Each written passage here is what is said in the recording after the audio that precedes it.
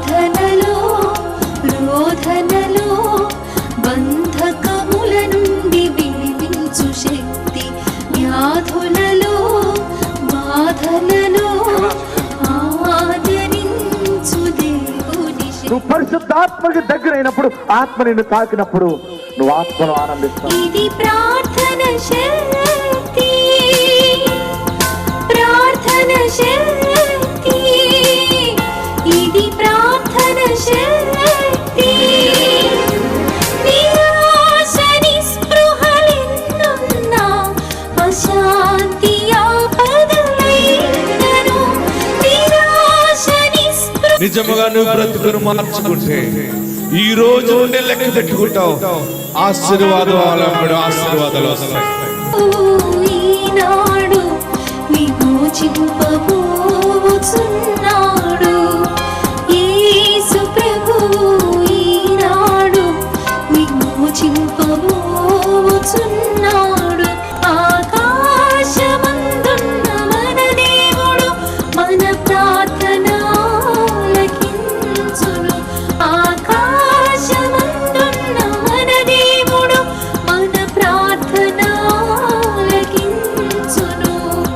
ప్రార్థన ప్రార్థన ఇది ప్రార్థన శక్తి, ప్రార్థన ప్రార్థన ఇది ప్రార్థన శక్తి, ఇది ప్రార్థన శక్తి, ఇది ప్రార్థన శక్తి.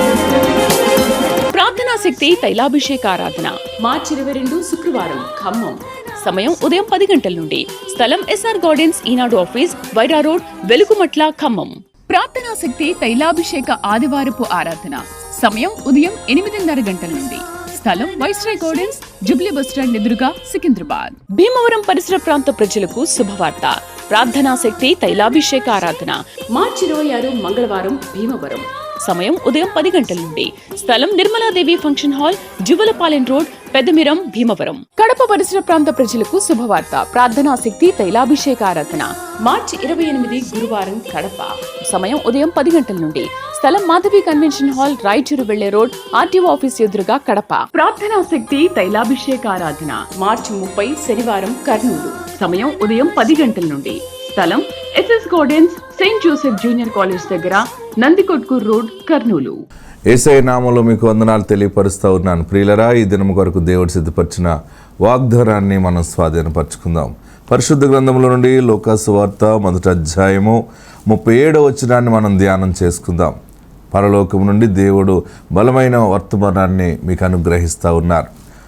లూకా సువార్త, లూక్ చాప్టర్ 1 verse 37. దేవుడు చెప్పిన ఏ మాట అయినను నిరర్ధకము కానేరదని ఆమెతో చెప్పెను. ఎంత అద్భుతమైన వాగ్దానాన్ని దేవుడు మనకు అనుగ్రహిస్తున్నాడు చూడండి. దేవుడు చెప్పిన ఏ మాట అయినను నిరర్ధకము కానేరదని ఆమెతో చెప్పాను.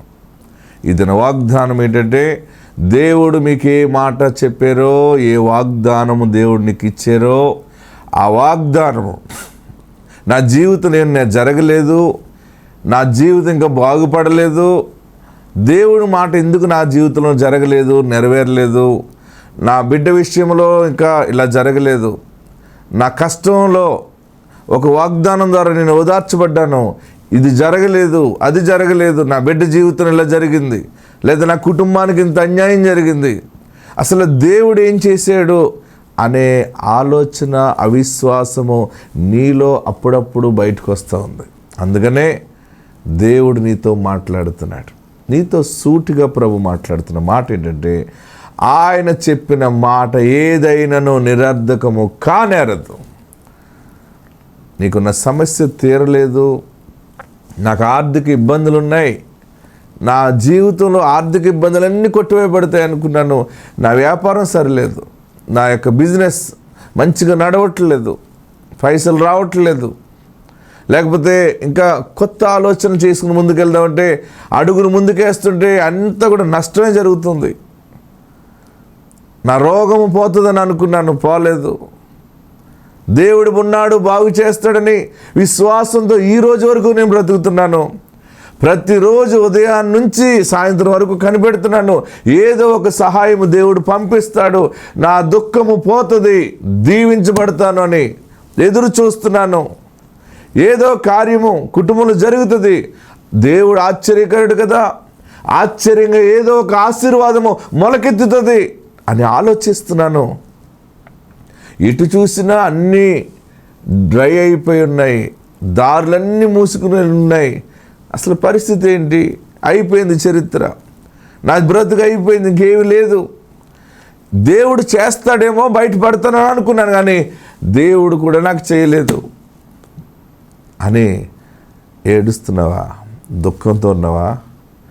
బాధపడుతున్నావా? నీతోనే దేవుడు మాట్లాడుతున్నాడు. నాతో ఇంతలా మాట్లాడుతున్నాడు ఏంటని అనుకుంటున్నావా? నిన్ను కన్నవాడు నీ గురించి ఆలోచిస్తున్నాడు. ఆయన కలువరి శిలువలో తన స్వరక్తాన్ని చిందించి నిన్ను కన్నాడు, కొన్నాడు వెలవిచ్చి. దేవుడు నీతోనే మాట్లాడుతున్నాడు. ఆయన చెప్పిన మాట, ఏ మాట అయినను, అది ఏదైనా, పర్వతాల మీద పెడతానన్నావు కదా, పర్వతం కాదు కదా, లోయలో అంధకారంలో పడిపోయాను అని ఏడుస్తున్నావా? ఆయన మాట నెరవేరుతుంది. పర్వతం పైనే పెడతాడు, బలమైన ఆశీర్వాదంగా నిలబెడతాడు. గొప్ప సాక్ష్యమును చెప్తావు. దేవుని ఆత్మను బట్టి గొప్ప విజయాన్ని పొందుకుని సాక్షిగా నిలబడతావు. ఆయన నిన్ను సిగ్గుపడనీయడు, ఆయన నిన్ను సిగ్గుపడనీయడు. దేవుడు చెప్పిన ఏ మాట అయినను, ఇది సాధ్యమా, ఇది జరుగుతుందా, గర్భఫలం వస్తుందా, భూఫలం వస్తుందా, పోయిన పొలం మళ్ళీ తిరిగి వస్తుందా, అవన్నీ ఆలోచిస్తూ మనసు పాడు చేసుకుంటున్నావా? ఇంత అప్పు ఎలా తీరుతుంది? వచ్చే దారి లేదు, నాకు చేతిలో పని లేదు, ఎటు చూసినా నాకు దుఃఖము దుఃఖము దుఃఖము, అవమానము, అన్యాయం జరిగిందని అనుకుంటున్నామేమో. దేవుడు నీ పక్షముగా ఉన్నాడు. దేవుడే నిన్ను స్వస్థపరచుచున్నాడు. ఆయన చెప్పిన ఏ మాట అయినను నిరర్ధకము కానేరదు. పరిశుద్ధాత్ముడు మరలా నీతో మాట్లాడుతూ ఉన్నాడు. అమ్మా, దేవుడు నీతో మాట్లాడుతున్నాడు. భయపడకు, ఏడవకు. ఎందుకు అలా ఏడుస్తూ కూర్చున్నావు? ఎందుకంత కుమిలిపోతున్నావు? గుండె భారం అయిపోయింది. ఏ రోజు చనిపోతున్నావు నాకు తెలియట్లేదు, నాకంతా మెంటల్గా అనిపిస్తుంది, నా మైండ్ అంతా పాడైపోయింది, నాకేదో బలహీనత వచ్చిందేమో అని కృంగిపోతున్నావా? యేసయ్య నిన్ను జ్ఞాపకం చేసుకున్నాడు. అందుకనే పరలోకము నుండి ఈ ప్రార్థనా శక్తి అనే యొక్క పరిచర్య ద్వారా ఈ మాట నీకు పంపిస్తూ ఉన్నాడు. ఆయన చెప్పిన ఏ మాట అయినను నిరర్ధకము కానేరదు. ఆత్మ మీకు తోడుండును గాక. God bless you. ఎవరితో ఉంటే చాలు అనుకోవాలి? నా భర్తతో ఉంటే చాలు అనుకోవాలా? చెప్పండి. ప్రేమించిన అమ్మాయితో ఉంటే చాలు అనుకోవాలా? ఎవరితో ఉంటే చాలు అనుకోవాలి? నిజం చెప్పాలి, అబద్ధం ఆడకూడదు. చెప్పండి. ప్రియేసుతో ఉంటే చాలు. ఆయనతో ఉంటే బోల్డ్ డబ్బులు ఇస్తాడు, ఆయనతో ఉంటే బోల్డ్ అని బట్టలు ఇస్తాడు, బంగారం ఇస్తాడు, తాకట్లో నేను వదిలిపిస్తాడు, ఆరోగ్యం ఇస్తాడు, సౌందర్యం ఇస్తాడు, అన్నీ నా దగ్గరే ఉన్నాయన్నాడు. హల్లెలూయా. మా నాన్నగారికి ఒకసారి కష్టం వచ్చింది సేవలో. మాకు స్కూల్ ఫీజు కట్టడానికి కూడా చాలా కష్టం అయిపోతూ ఉండేది. సేవలో డబ్బులు వచ్చేవి కాదు. ఒకరోజు చాలా బాధపడి, బాబు మరి వ్యాపారం చేసుకుంటే బోల్డ్ డబ్బులు వచ్చి, నాకు వ్యవసాయం చేస్తే నాకు డబ్బులు వచ్చి, అవన్నీ మానేసి నా పని చేయని అన్నా, వచ్చే నీ పనికి మరి ఇంత పండగలు చేస్తున్నావు, అసలు కష్టం అయిపోతుంది, ఇలాగైతే సేవ కష్టం నేను చేయటం అన్న ఆయన కష్టంతో ప్రార్థన చేస్తే ఒక దర్శనం దేవుడు ఇచ్చాడట. ఏమన్నా దర్శనం ఇచ్చాడే, ఈ మోచేయి దగ్గర నుంచి 2 బంగారు హస్తాలు వచ్చినాయట. వచ్చి 2 వేళ్ళ మధ్య పావలా పెట్టాడట. ఎంత పావలా? ఇదెంత అన్నాడట? పావలా అన్నాడట. మళ్ళీ ₹10 రూపాయి. ఇదెంత? రూపాయి అంటే. మళ్ళీ ₹5 పేపర్ పెట్టాడట. మళ్ళీ ₹10, ₹20. ఇదెంత? ₹20. మళ్ళీ ₹50. ఇదెంత? ₹50 అంటాడు. మళ్ళీ ₹100. ఇదెంత? ₹100 అన్నాడట. స్వరం వినపడుతుంది, బంగారు చేతులు కనబడుతున్నాయి, చేతులు వ్రేళ్ళ మధ్య ఈ రూపాయలు మారుతూ ఉన్నాయి. పావుల దగ్గర నుంచి 100 రూపాయల వరకు చూపించాడట. అప్పుడు చూపించి ఆ స్వరము మాట్లాడుతున్నది ఎలాగుందంటే, ఇవన్నీ నా దగ్గరే ఉన్నాయి, ఎప్పుడు ఏది అవసరమో నీకు ఇస్తాను, ఏడవకోనడట. హల్లెలూయా. అంటే యేసయ్య మన దగ్గర ఉంటే పావలాలు, 10 రూపాయలు, రూపాయలు, 100 అన్నీ ఉంటాయి మన దగ్గర. అంటే ఇవన్నీ ఉండట్లేదంటే ఏమనుకోవాలి? ఆయన మన దగ్గర లేడేమో అని మనం వెతుక్కోవాలి. పిల్లవాడు స్కూల్ నుంచి వచ్చాక ఇంటి దగ్గర లేకపోతే ఏం చేస్తావు? స్కూల్ నుంచి తొందరగా రాకపోతే ఏం చేస్తావు? భర్త బయటికి వెళ్ళి వ్యాపారానికి వెళ్ళి తొందరగా ఫోన్ ఎత్తకపోతే ఏం చేస్తావు? మీ ఆయన ఫోన్ ఎత్తకపోతే ఏం చేస్తారు? సాయంత్రం రాకపోతే కంగారు అయిపోయి భోజనం చేయడం మానేసి, నా మొగుడోడు ఎటు వెళ్ళిపోయాడు, ఎవరు తీసిపోయారు ఈయన్ని, వాళ్ళ అమ్మ దగ్గరికి కానీ వెళ్ళిపోయాడు అని ఫస్ట్ ఎవరి దగ్గరికి వెళ్ళి అడుగుతుంది. హల్లెలూయా, హల్లెలూయా. ఎవరైనా కనపడకపోతే పోషించే యజమానుడు ఒక్కరోజు మిస్ అయితే నీకెంత గలిబిలైపోతావే. యేసు ప్రభు వారు నీ ఇంట్లో ఉన్నారా లేరా అని ఎప్పుడైనా నువ్వు వెతికేవా? నేను యేసుతో ఉన్నానా సైతానుతో ఉన్నానా అని ఎప్పుడైనా పరీక్ష చేసుకున్నావా? యేసుతో ఉంటే నీ హృదయము సంతోషముగా ఉంటుంది, నీ చేతుల కష్టార్జితము దీవించబడుతుంది. మనము యేసుతో సహవాసం చేయాలి. కానీ యేసుతో నువ్వు స్నేహం చేస్తే యేసయ్య ఆస్తికి హక్కుదారుడు అవుతావు, యేసయ్య స్వస్థతకి హక్కుదారుడు అవుతావు, హక్కుదారురాలు అవుతావు. ఆయన సంపదకి నీకు హక్కు వస్తుంది. మంచిది ప్రియులరా. మరి తైలాభిషేక ప్రార్థనలో దేవుడు చాలా అద్భుతమైన కార్యాలు జరిగిస్తూ ఉంటాడు. ఎక్కడ చూసినా ఇంకా చాలా సిటీల్లో మా ప్రాంతం రావాలి, మీరు మా ఏరియాలో తైలాభిషేకం పెట్టాలని చాలా రిక్వెస్ట్ చేస్తున్నాను. కానీ తిరిగేయటానికి నాకు ఎంత ఓపిక ఉందో అంత తిరుగుతూ ఉంటాను. నాకు నా బలం అంతా యేసు కొరకు నేను ఖర్చు చేస్తున్నాను. ఆమేన్. ఆయన వాక్కు ద్వారా ప్రజలు ఆదరించబడుతున్నారు, ఓదార్చబడుతున్నారు, యేసుని చేర్చుకుంటూ ఉన్నారు. నేను యేసుతో ఉంటున్నాను, ఆయన సన్నిధి నాతో అనుగ్రహిస్తున్నాడు. అందుకనే ఇన్ని గొప్ప కార్యాలు దేవుడు జరిగిస్తూ ఉన్నాడు. మన ఉపరగుప్తంలో ఏమైందంటే, గురువారం ఒక సహోదరి మన తైలాభిషేకానికి వచ్చే బిడ్డ ఇంకొక కుటుంబానికి, వారికి యేసు ప్రభు అంటే అంతగా తెలియదు. 11 సంవత్సరాలు అయింది పెళ్ళి, పిల్లలు లేరంటే ఆమె అన్నదట, మీరు మా ప్రార్థనా శక్తికి వచ్చి చూడండి. ఏమన్నది? మా దైవజనులు ప్రార్థన చేస్తారు. మా ఇసాకు పాస్టర్ గారు వాగ్దానం ద్వారా పుట్టాడు. ఆ దైవజనుడు ప్రార్థన చేస్తే చాలామందికి పిల్లలు పుట్టారు. మీకు పిల్లలు కావాలంటే రండి అన్నదట.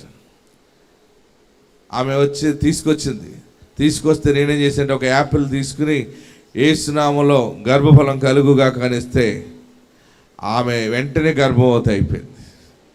గర్భవతి అవుతే ఒక బిడ్డ పుట్టాలి కదా, 2 బిడ్డలు పుట్టారు. ఆ 2 పట్టుకొచ్చి నా చేతిలో పెట్టింది. పట్టుకొచ్చి చూడండి, ఇదిగో. వారిద్దరికి షాక్ అయ్యి, ఇదేంటి ఇంతకాలం మనం 11 సంవత్సరాలు ఎన్నో తిరిగాం, ఎన్నో చేసాం, ఎక్కడ లేదు, ఇలా ప్రార్థన శక్తికి వెళ్తే అలాగా అడిగి పట్టుకొచ్చేసినట్టు అయిపోయింది ఏంటని వారు ఆశ్చర్యానికి గురైపోయి, ఉపరగుప్తం మొదటి గురువారం తైలాభిషేక ఆరాధనకి 2 బిడ్డలని తీసుకొచ్చి ఒక పాప బాబుని దేవుడిచ్చాడు. ఎందుకంటే యేసు అంటే తెలియని వారికి వెంటనే మిరకల్స్ చేసేస్తాడు ఆయన. ఎందుకంటే నేను నిజమైన దేవుడిని అనిపించుకుంటాడు ఆయన. ఆమేన్, హల్లెలూయా. మరి మాకెందుకు లేటుగా చేస్తున్నాడని అని అనుకోవచ్చు. నువ్వు ఆల్రెడీ ఇంట్లో మనిషివి కనుక నీకు ఇంకా అద్భుతమైన కృప ద్వారా ఇస్తాడు. హల్లెలూయా. వారు చెప్పిన సాక్ష్యం విందామా ఒకసారి. ఇలాగ 5,000 మంది పుట్టారు ఈ యొక్క నెలకి. ఎంతమంది పుట్టారు? 5,000 మందికి దేవుడు అద్భుతాలు చేశాడు. గర్భఫలాలు, ఇందులో కవల పిల్లలు ఎక్కువ ఉన్నారు. ఈ మధ్య 2, 3 కూడా పుడుతున్నారు. వైజాగ్లో 4 కూడా పుడతారు. పెంచే ఓపుకుంటే కనండి, విస్తారముగా భూమిని నింపండి, మీ భూమిని దేవుడు ఆశీర్వదిస్తాడు. ఆత్మ మీకు తోడుండును గాక. ఈ సాక్ష్యం విందామా? ఇసాగయ్య గారికి వందనాలండి. 11 సంవత్సరాలు అయిందండి వివాహం జరిగి. ఎన్నో మందులు వాడింది కానీ పిల్లలు లేరు. ఇసాకయ్య గారి దగ్గరికి వస్తే పిల్లలు పుడతారు రమ్మంటే వచ్చిందండి. దేవుడు 2 బిడ్డలను ఇచ్చాడండి. దేవుడికి మహిమ కలుగును గాక. ఆ రోజు ఇసాకయ్య గారి దగ్గర తీసుకొచ్చినప్పుడు అండి యాపిల్ ఇచ్చారు, ప్రార్థన చేసి అది యాపిల్ తీసుకోవడమే ఇంక మరలా అమ్మాయి ఆ నెలలోనే కన్సీవ్ అయ్యిందండి. దేవుడు గొప్ప కార్యం చేశారు. ప్రార్థన చేసిన అయ్యగారిని బట్టి దేవుడిని ఎంతగానో స్తుతిస్తున్నామండి. ఇసాకయ్య గారికి నిండు వందనాలు.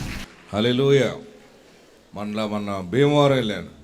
అక్కడ ఒక కుటుంబానికి ఏమా అన్నాను, పిల్లలు కావాలని, ఏ స్నామంలో పిల్లలు కలుగాకండి వారిని దీవిస్తే వారికి 2 పిల్లలు పుట్టించారు. ప్రార్థన చేయటం అంతే, వెంటనే 2 పుడుతున్నారు, 3. మీరు ప్రార్థనకు వచ్చినప్పుడు మీరు ఆలోచించుకున్నట్టే, సడన్గా 2 పుడితే పెంచగలనా, 2-3 ఇల్లు ఇస్తే నేను మెయింటైన్ చేయగలనా, ఏమన్నా దేవుడు ఎలాగ ఆశీర్వదిస్తాడు. ప్రార్థనా శక్తులు, ఆశీర్వాదాలు మీ వంతు మీకు వచ్చేస్తాయి. మీరు బ్యాలెన్స్ చేయలేనన్ని దీవెనలు దేవుడు ఇస్తాడు. 1 లేదంటే ఇంకే ఎక్కడొస్తాయని అనుకుంటున్నామేమో. ఆ 1 అడిగి 1 సంపాదించుకునే స్థలం వేరు. ఇది యేసులో నువ్వు అడుగుతున్నావు. యేసులో నువ్వు మాట ఏంటంటే, నువ్వు అడుగు వాటికంటేను, ఊహించిన దానికంటేను అత్యధికంగా చేస్తానన్నాడు, చేసి తీరుతాడంతే. హల్లెలూయా. పెళ్ళి అవ్వలేదు అనుకుంటున్నారా? పెళ్ళి కోసం వచ్చిన వాళ్ళరా, మీకు మంచి భర్త దేవుడు ఇస్తాడు, మంచి అత్తగారికి కలుగుతుంది, మీకు మంచి జాబు, పిల్లలు, ఆస్తి. చివరికి నువ్వు ఎలాగైపోతావంటే, అత్తగారు కూడా మాంగారు, అమ్మ మేము చూసుకోలేకపోతున్నాం, ఈ వైజాగ్లో మనకి ఇన్ని సైట్లు ఉన్నాయి, ఇల్లులు ఉన్నాయి, అన్నీ నువ్వే చూసి అద్దెలు వసూలు చేసుకోమ్మా అని అధికారం ఇస్తుంది. ఏమీ లేని బోడోలకి అధికారం ఇచ్చే దేవుడు యేసు దేవుడు. ఆమేన్. హల్లెలూయా. ఏమీ లేని వారమైండి సమస్తమును కలిగి ఉంటాం. ఆయన ఆశీర్వాదము డోర్ తెరిచాడంటే మనము తట్టుకోలేము. అందుకని ఆలస్యం మీకు ఎందుకు చేస్తాడంటే, కొంచెం మీరు ఆత్మలో బలపరచబడి జ్ఞానములో మెచ్యూరిటీ వస్తుందని కొంచెం ఆలస్యం చేసాడు తప్ప, విస్తారమైన దీవెనలు మీ మీద దేవుడు కుమ్మరించును గాక. మీరు మంచిగా ప్లాన్ చేసుకోవాలి. ఏ ప్లాన్ చేసినా సరే చిన్నగా ప్లాన్ చేయకండి. మీ పిల్లలనైనా సరే ఎవరికైనా ఇచ్చినప్పుడు చిన్నగా చేయాలని అనుకోకండి. నా బిడ్డని నేను రాజగృహానికి పంపిస్తున్నాను, ఎందుకంటే నేను యేసుతో ఉన్నాను అని నమ్మాలి. ఆమేన్. ప్రియులరా, ఈ భీమవరం పిల్లలు చూడండి, ఇక్కడ ఒక 2 బుడంకాయలు. నాకైతే 7 సంవత్సరాల పిల్లలు లేరు. అలాగే నేను ప్రార్థన శక్తి గురించి తెలిసి 2023 వచ్చానండి. ఫిబ్రవరి నెలకి నేను 2 బిడ్డలని ఎత్తుకుని వచ్చాను, పాప బాబు అండి. అయ్యగారికి నా వందనాలు. మరి నేనైతే వ్యాన్ కొనుక్కోవాలని అనుకున్నాను, ప్రార్థన చేయించుకున్నాము, అలాగే వ్యాన్ కూడా కొనుక్కున్నాము. 2 బిడ్డలని ఎత్తుకుని వచ్చాము, వ్యాన్ కూడా వేసుకుని ఈ రోజున వచ్చామండి. పాప బాబు అండి. నా పేరు భాగ్యం అండి, మా ఆయన పేరు గంగరాజు అండి, మాది దోసనపూడి. చిన్న సాక్ష్యం దేవుడు దీవించును గాక. తర్వాత రావులపాలెం, మొన్న రావులపాలెంకి కూడా ఏమా నన్ను పిల్లలు అయ్యారండి, సరే ఎత్తుకురా అంటే వెంటనే గర్భం వచ్చింది. ఆ పట్లోంచి కూడా 2 పిల్లలు వచ్చేసారు. 2, 3, 4 విస్తారమైన దీవెనలు మనం అందరం చూడబోతూ ఉన్నాం. మీ పిల్లలు స్థితిగతులు మారబోతూ ఉన్నాయి, మీ వ్యాపారాలు మారబోతూ ఉన్నాయి. మీరు ఇంతకు ముందులాగా దరిద్రులాగా ఉండే స్థితి కాదు. దేవుడు మీ పక్షముగా ఉన్నాడు, మిమ్మలను 100% తలగా దీవిస్తున్నాడు. ఆయన దీవెనలకు వారసులుగా మీరు ఉండండి. మీరు నేను చేయవలసింది ఏంటంటే, ఈ సంవత్సరం మనకి ఒక ఇన్స్ట్రక్షన్ ఇచ్చాడు దేవుడు. ఏంటంటే, అబద్ధం ఆడకుండా ఉంటే చాలన్నాడు. హల్లెలూయా. ఎంతమంది అబద్ధం ఆడకుండా ఉంటున్నారో చేయి పైకెత్తండి. అందరూ అబద్ధాలు ఆడేస్తున్నారు. మీకే ఆలస్యం అవుతుంది. నెలంతా అటెండెన్స్ తీసుకుంటాడు. అబద్ధం ఆడకుండా ఉంటే నీ బహుమానం నువ్వు ఏడుస్తున్నది, అడుగుతున్నది ఇంకో 10 రెట్లు వేసి ఇచ్చేస్తాడు. ఇంకా అబద్ధాలు పలుకుతూ, ఇంకా సిగరెట్లు కాలుస్తూ, ఇంకా కళ్ళు తాగుతూ, ఇంకా పోకిరి మాటలు, వ్యభిచారము, జారత్వం అంతా నీలో దాచుకుంటూ అలాగే గడుపుతుంటే నీ ఆశీర్వాదాలన్నీ ఒక చోట పేరుకుపోతాయి, కానీ నీవు దానిని ముట్టుకోలేవు. అంటే ఎవరి చేతిలో ఉంది ఆశీర్వాదం పొందుకోవాలంటే? ఇప్పుడు మీరు గట్టిగా చెప్పాలి, అది మీ దగ్గరే ఉంది.